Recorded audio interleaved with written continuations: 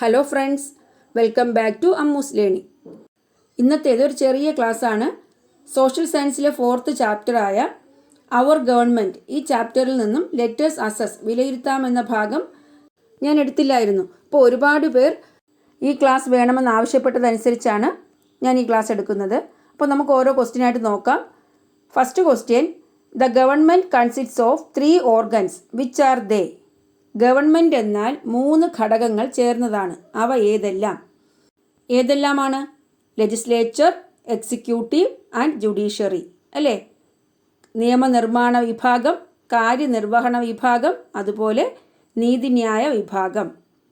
അടുത്ത question, find out the correct statement from those given below. താഴെ തന്നിരിക്കുന്ന പ്രസ്താവനകളിൽ ശരി ഏതെന്ന് കണ്ടെത്തുക. ഏതൊക്കെയാണ് statements? Indian parliament consists of Lok Sabha and Rajya Sabha. Indian parliament consists of Lok Sabha, Rajya Sabha, prime minister and vice president. Indian parliament consists of the president, Rajya Sabha and Lok Sabha. Indian parliament എന്ന് പറയുന്നത് ഏതൊക്കെ ചേർന്നതാണ്? Indian parliament consists of the president, Rajya Sabha and Lok Sabha. രാഷ്ട്രപതിയും ലോകസഭയും രാജ്യസഭയും ചേർന്നതാണ് Indian parliament. അടുത്ത question, compare the structure of the Lok Sabha and Rajya Sabha and make a note on it. ലോകസഭയുടെയും രാജ്യസഭയുടെയും ഘടന വിശദമാക്കുന്ന ഒരു താരതമ്യ കുറിപ്പ് തയ്യാറാക്കുക. നമ്മളിത് പാർട്ട് 1 പഠിച്ചതാണ്. എങ്ങനെ കമ്പയർ ചെയ്യാം? ഫീച്ചേഴ്സ് രാജ്യസഭ, ലോക്സഭ, അല്ലേ? സവിശേഷതകൾ രാജ്യസഭ, ലോക്സഭ. ഇലക്റ്റഡ് മെമ്പേഴ്സ്, തിരഞ്ഞെടുക്കപ്പെട്ട അംഗങ്ങൾ. രാജ്യസഭയിൽ എത്രയാണ്? 238. ലോക്സഭ 543. നോമിനേറ്റഡ് മെമ്പേഴ്സ്, നാമനിർദ്ദേശം ചെയ്യപ്പെട്ട അംഗങ്ങൾ. രാജ്യസഭയിൽ 12, ലോക്സഭ 2. ടെന്യുവർ, കാലാവധിയോ?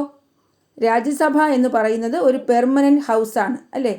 രാജ്യസഭ പിരിച്ചുവിടപ്പെടുന്നില്ല. Term of members is 6 years. അംഗങ്ങളുടെ കാലാവധി 6 വർഷമാണ്. എന്നാൽ ലോക്സഭ 5 years ആണ്. മനസ്സിലായോ? ലോക്സഭയുടെ കാലാവധി 5 years. പ്രിസൈഡിംഗ് ഓഫീസർ, അധ്യക്ഷൻ. രാജ്യസഭയിൽ വൈസ് പ്രസിഡൻ്റാണ്. ലോക്സഭ അധ്യക്ഷൻ സ്പീക്കറാണ്. നോൺ ആസ്, രാജ്യസഭ അറിയപ്പെടുന്നത് കൗൺസിൽ ഓഫ് സ്റ്റേറ്റ്സ്, സംസ്ഥാനങ്ങളുടെ കൗൺസിൽ. എന്നാൽ ലോക്സഭ അറിയപ്പെടുന്നത് ഹൗസ് ഓഫ് റെപ്രസെൻറ്റേറ്റീവ്സ്, ജനപ്രതിനിധി സഭ. മനസ്സിലായോ? ഇതാണ് 2 സഭകളും തമ്മിലുള്ള comparison. A bill passes through different stages before it becomes a law. Explain the legislative procedures in India. ഒരു ബിൽ നിയമമാകുന്നതിന് മുൻപ് വിവിധ ഘട്ടങ്ങളിലൂടെ കടന്നു പോകുന്നു. ഇന്ത്യയിലെ നിയമനിർമ്മാണ നടപടിക്രമം വിശദമാക്കുക. The house which considers the bill first is called the first house and the house which considers it next is called the second house. In both the houses, the bill passes through different stages. Bill ആദ്യം പരിഗണിക്കുന്ന സഭയെ 1ാം സഭയെന്നും രണ്ടാമത് പരിഗണിക്കുന്ന സഭയെ 2ാം സഭയെന്നും വിളിക്കാം. 2 സഭകളിലും bill വിവിധ ഘട്ടങ്ങളിലൂടെ കടന്നു പോകുന്നു. ഓരോ ഹൗസിലും 3 റീഡിംഗ് ഉണ്ട്. അപ്പോൾ ഫസ്റ്റ് ഹൗസ് എന്താണ്? First reading, the bill is introduced. 1ാം വായനയിൽ ബില്ല് അവതരിപ്പിക്കുന്നു. Second reading, each and every article included in the bill is either passed, changed or rejected after discussion. 2ാം വായനയിൽ ബില്ലിൽ ഉൾക്കൊള്ളിച്ചിട്ടുള്ള ഓരോ വകുപ്പും പ്രത്യേകം ചർച്ച ചെയ്ത് പാസാക്കുകയോ മാറ്റം വരുത്തുകയോ നിരാകരിക്കുകയോ ചെയ്യുന്നു. 3ാം വായന, third reading, the bill as a whole is passed or rejected. Bill മൊത്തമായി പാസാക്കുകയോ നിരാകരിക്കുകയോ ചെയ്യുന്നു. അപ്പോൾ 1ാമത്തെ ഹൗസിലെ 3 റീഡിംഗ് കഴിഞ്ഞു. എന്താണ്? ഒന്നുകിൽ ബില്ല് പാസാക്കുന്നു അല്ലെങ്കിൽ റിജക്റ്റ് ചെയ്യുന്നു. ഇനി സെക്കൻഡ് ഹൗസിലെ കാര്യമാണ്.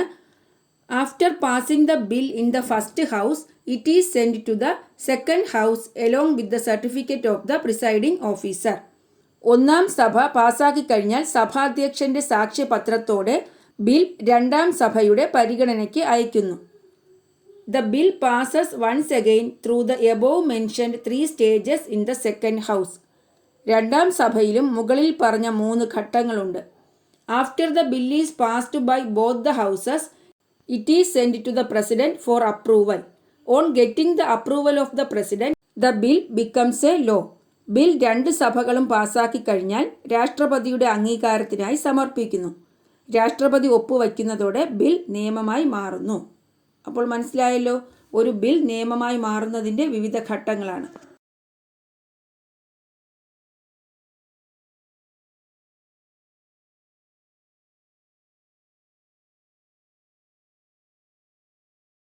Given below are some statements related to the election of the president. Write down the most appropriate one. രാഷ്ട്രപതി തിരഞ്ഞെടുപ്പുമായി ബന്ധപ്പെട്ട പ്രസ്താവനകൾ താഴെ തന്നിരിക്കുന്നു. ഏറ്റവും അനുയോജ്യമായത് കണ്ടെത്തി എഴുതുക. പ്രസിഡന്റ് തിരഞ്ഞെടുപ്പുമായി ബന്ധപ്പെട്ട സ്റ്റേറ്റ്മെൻറ്റ്സ് ആണ്. അതിൽ ഏറ്റവും അനുയോജ്യമായത് കണ്ടെത്തി എഴുതാനാണ്. The president of India is directly elected by the people. ഇന്ത്യയുടെ രാഷ്ട്രപതിയെ ജനങ്ങൾ നേരിട്ട് തിരഞ്ഞെടുക്കുന്നു. The president of India is elected by members of Lok Sabha and Rajya Sabha. Lok Sabha അംഗങ്ങളും രാജ്യസഭാ അംഗങ്ങളും ചേർന്ന് രാഷ്ട്രപതിയെ തിരഞ്ഞെടുക്കുന്നു. അടുത്തത് എന്താണ്? The president of India is elected by the electoral college consisting of the elected members of Lok Sabha, Rajya Sabha and state legislative assemblies. ലോകസഭയിലെയും രാജ്യസഭയിലെയും തിരഞ്ഞെടുക്കപ്പെട്ട അംഗങ്ങളും സംസ്ഥാന നിയമസഭകളിലെ തിരഞ്ഞെടുക്കപ്പെട്ട അംഗങ്ങളും ഉൾപ്പെടുന്ന ഇലക്ടറൽ കോളേജ് രാഷ്ട്രപതിയെ തിരഞ്ഞെടുക്കുന്നു. ഇതിൽ കറക്റ്റ് ഏതാണ്? മൂന്നാമത്തേതാണ് അല്ലേ? നമ്മൾ പഠിച്ചു elected members of Lok Sabha, elected members of Rajya Sabha, അതുപോലെ elected members of state legislative assemblies. എന്നാൽ വൈസ് പ്രസിഡന്റ് ആണെങ്കിൽ elected members of Lok Sabha and Rajya Sabha അല്ലേ? ലോക്സഭയിലെയും രാജ്യസഭയിലെയും ഇലക്റ്റഡ് മെമ്പേഴ്സ് ആണ്, തിരഞ്ഞെടുക്കപ്പെട്ട അംഗങ്ങളാണ് വൈസ് പ്രസിഡന്റിനെ തിരഞ്ഞെടുക്കുന്നത്. അടുത്ത ക്വസ്റ്റ്യൻ നോക്കൂ. In which house is money bill first introduced? ഒരു ധനബിൽ ആദ്യം അവതരിപ്പിക്കുന്നത് ഏത് സഭയിലാണ്? ഇൻ ലോക്സഭ. ലോകസഭയിലാണ് മണി ബിൽ ആദ്യം അവതരിപ്പിക്കുന്നത്. അടുത്ത question. The prime minister has a prominent position in the council of ministers.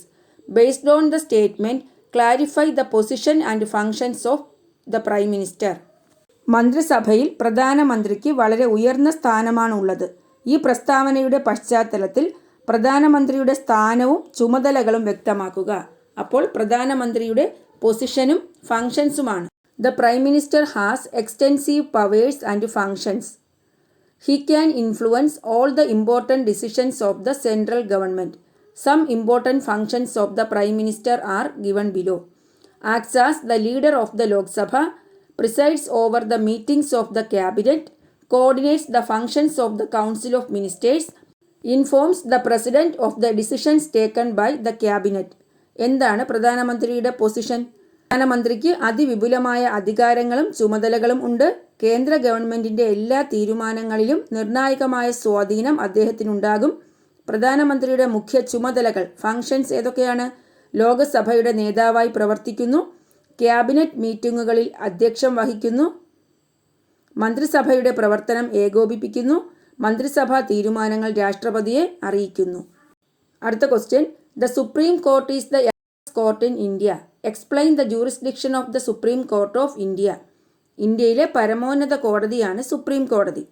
Supreme കോടതിയുടെ പ്രധാന അധികാരങ്ങൾ വ്യക്തമാക്കുക. സുപ്രീം കോടതി പരിഗണിക്കുന്ന കേസുകളാണ് cases relating to violation of fundamental rights, cases that arise between state government and central governments, disputes between state government, cases that require interpretation of constitutional provisions, appeal cases from high courts. അല്ലേ? Supreme കോടതി പരിഗണിക്കുന്ന കേസുകൾ ഏതൊക്കെയാണ്?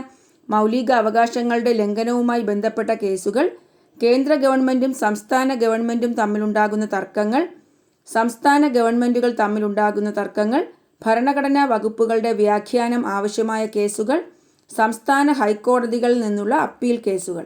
ഇതൊക്കെയാണ് പ്രധാനപ്പെട്ട ചുമതലകൾ. അപ്പോൾ ഇത്രയുമാണ് ലെറ്റേഴ്സ് അസസിൽ വരുന്ന ക്വസ്റ്റ്യൻസ്. സോഷ്യൽ സയൻസിൽ നിന്നും റീഡിംഗ് മാപ്സ് വരെ ഞാൻ ക്ലാസ് എടുത്തിട്ടുണ്ട്. ഇനി എക്കണോമിക് തോട്ട്സ് എന്ന ചാപ്റ്റർ മുതലാണ് എടുക്കേണ്ടത്. അപ്പോൾ എത്രയും പെട്ടെന്ന് ഞാൻ ക്ലാസ്സുകളൊക്കെ ഇടുന്നതാണ്. അപ്പോൾ ഇത് നിങ്ങൾക്ക് മനസ്സിലായി എന്ന് വിചാരിക്കുന്നു. നിങ്ങൾക്ക് എൻ്റെ ക്ലാസ് ഇഷ്ടപ്പെട്ടു എങ്കിൽ നിങ്ങൾ എൻ്റെ ചാനൽ സബ്സ്ക്രൈബ് ചെയ്യുക, നിങ്ങളുടെ ഫ്രണ്ട്സിനൊക്കെ ഷെയർ ചെയ്യുക. Thanks for watching Ammu's learning.